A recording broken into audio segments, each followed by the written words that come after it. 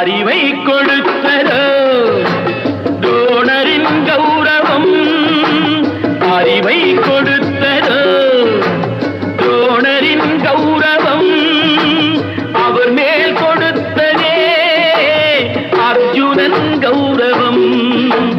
நடந்தது அந்த நாள், முடிந்ததா பாரதம், நடந்தது அந்த நாள், முடிந்ததா பாரதம்.